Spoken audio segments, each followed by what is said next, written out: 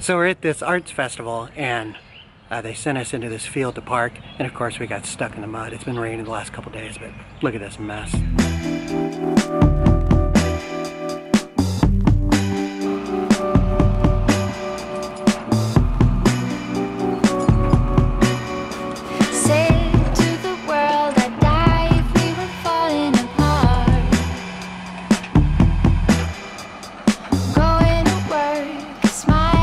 So we're finally out of the mud.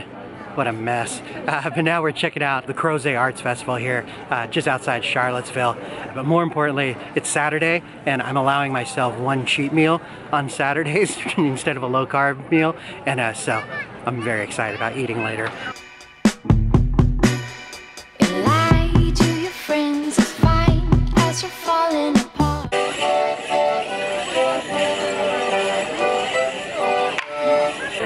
Absolutely no idea what the hell is going on here.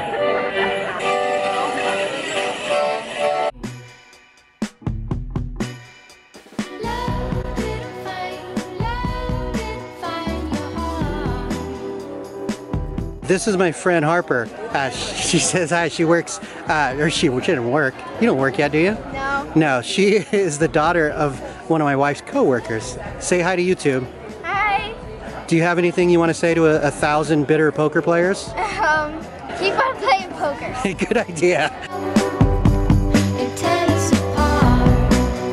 How's the popcorn? Is it good? Yeah. Can I have mine? Sure. All right, thank you. I really messed it up this time, didn't I, my dear? Didn't I, my dear? Man, the crowd is going absolutely nuts for this guy.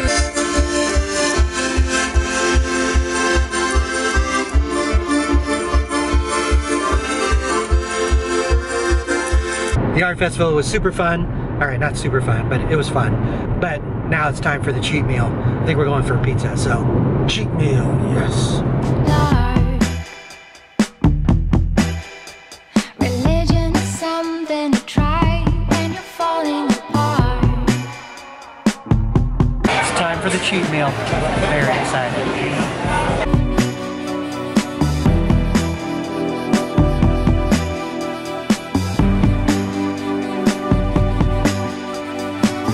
We're just starting with a little bit of nachos, no big deal.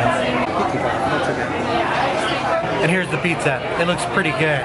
We got half and half. So one side is called the Jack London. It's like sausage and pepperoni and bacon and ham, all kinds of meat. And then the other half is Ragin' Cajun, which is shrimp, andouille sausage, couple types of peppers. It looks pretty good. I'm excited. We barely even made a dent in this pizza. It was really good, but I think we filled up on nachos a little bit. Maybe just a little.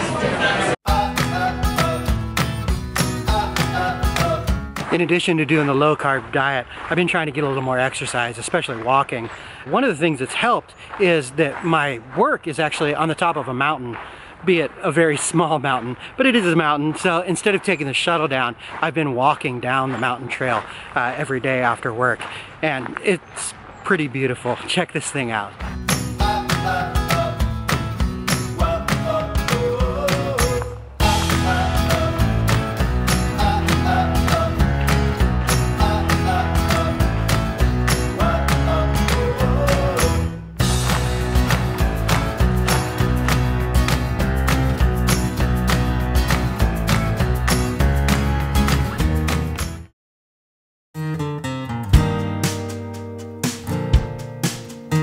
It's Tuesday afternoon around 4:30. I'm hanging out in this Starbucks trying to get the vlog edited. Man, I'm just working my ass off trying to get it finished by the end of the day. I honestly don't know how Trooper does this every day. I gotta say, I'm a little impressed. But I wanted to take a second because I thought some of you would be interested to know that I did an interview with PokerTube. So if that's something you'd like to read, make sure you check it out. It's at pokertube.com. All right, back to it. Fingers crossed that I finish. Straight card game. Found it on the river, a fourth straight card game, and kind of got sucked out on both. It's Tuesday night at 11 o'clock. I was at Starbucks for about 3 hours editing the vlog, didn't even get close to finishing it. Came home, ate some dinner, and spent another few hours on it. So like I said, it's 11 o'clock. I'm just about to upload it to YouTube. So I came in only an hour under the wire. So it was close. But I said I was gonna publish it on Tuesday. I'm getting it on Tuesday. So feeling pretty good about that. But gotta go to bed so I can get up early and go to work and start working on the next vlog, I guess. All right, good night.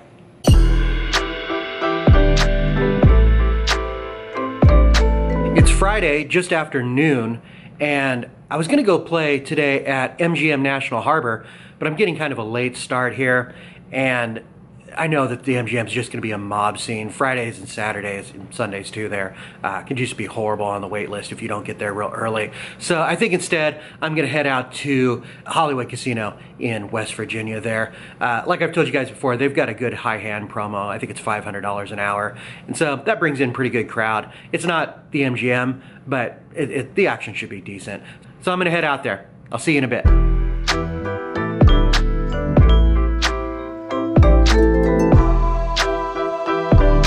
The forecast called for rain today, but wow, I just don't see it.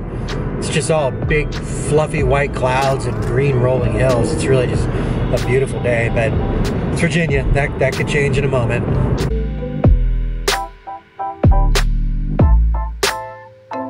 Once again, I successfully survived the drive out here to Hollywood Casino in West Virginia and ready to get started playing. Let's go put our name on the list.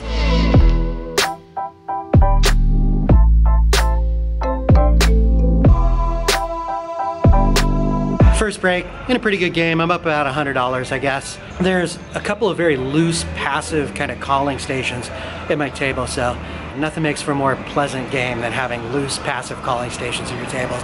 Doing pretty well right now, kind of relaxing and just kind of grinding away. It's nice.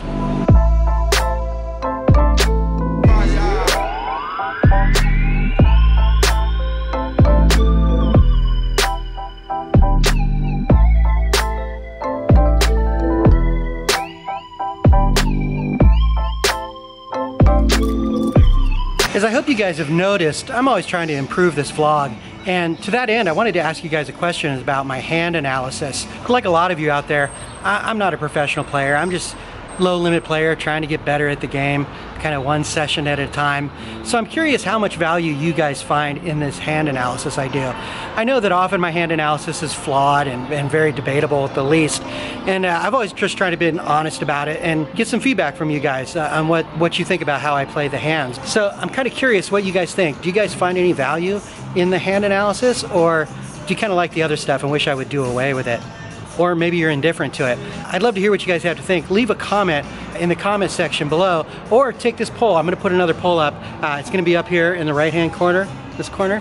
One of the corners, you'll see a lowercase I. Just click on that and you can take the poll and tell me what you think of the hand analysis. I'd love to get some feedback. Thanks, guys. The worst thing in the world that can happen to a human being just happened to me at the table. There's a woman at the table who I didn't know was a woman. You can see where this is going. I referred to her as him and she called me out on it. Ugh. Pretty awkward at the table now.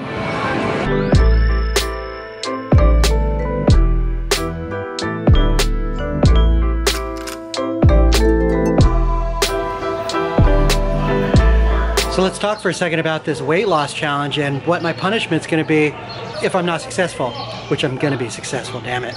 So this is all just talk, hopefully. So the poll came back and there's still time to vote if you wanna vote, but right now, just barely in the lead. It's still really close. I think it's about 55 to 45 right now, but Crazy Colored Beard is in the lead. Not happy about that. Don't want to have a crazy colored beard, but looks like that's what it's gonna be. But I'm not worried about it because I'm gonna crush this thing, damn it. I'm not wearing a crazy colored beard. I will if I have to.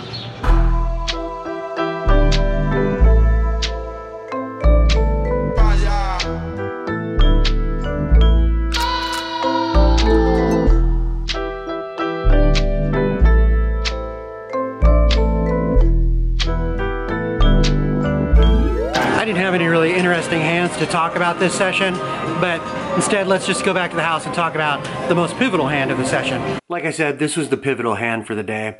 I'm under the gun with about a $300 stack, and I look down to ace of hearts, king of hearts, and I go ahead and raise it up to $10. Under the gun +1 calls, and a middle position player, MP1, he raises up to $35, and he's got all of us covered at the table. He's got about a $700 stack. The next middle position player, MP2, she calls, I call. Under the gun +1 player, he decides to go ahead and toss in his last $10, making it 45 total, and all of us call. I'm definitely concerned with the 3-bet by this player. He, it's not a he, it's a she. I did it again. Ugh. I guess I learned absolutely nothing from that awkward situation.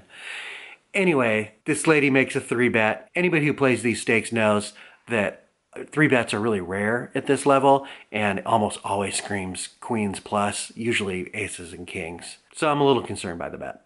$83 in the pot, and 4 of us go to the flop with 1 all in. And the flop comes king of diamonds, deuce of diamonds, jack of hearts. I'll be honest with you guys, I wasn't quite sure what to do in this situation here. Obviously, I flopped a decent hand. I've got top pair, top kicker, but also I'm still super concerned that this lady, the 3-better, she's got aces or kings. And if she does, of course, she's got me kind of crushed on this flop. This is exactly why you hate playing out of position, because you just have absolutely no information on what people are going to do, especially in a 3-bet pot like this. I didn't like the idea of checking with both flush and straight draws on the board. I hate to give these players just a free chance to outdraw my top pair, top kicker. On the other hand, I really wanted to see what the 3-better did before I committed myself to any course of action here. So I decided to go ahead and check and would reassess after I had more information. The good news is the 3-better, she checks behind. Of course, I feel really good about this. There doesn't seem to be any real reason to check your aces or kings in this spot. There's plenty of money in the pot. There's draws on the board, so slow playing doesn't seem like a good idea. In fact, with this board and the 3-bet and then checking here like this, I would guess that her most likely hand is pocket queens. Now the action is on MP2, and she decides to shove all in for her last $75. This seems like an easy call to me. It's $75 to win $258, and there's a very good chance that I would be calling with the best hand. I thought about shoving all in here, but decided that there was a small chance that MP1 might see all that money in the pot and call with a hand like pocket queens. So I simply called, and MP1 mucked her cards immediately. So there's 3 of us, 2 of them all in, so no more betting since 2 players are already all in. The turn and the river both come blanks. I flip over my ace-king, MP2 immediately mucks her hand, she doesn't show, and the under the gun +1 player flashes ace-10 suited for ace-high and throws their hand away as well. So my hand is good. We book another winner. Happy days. Back to the casino.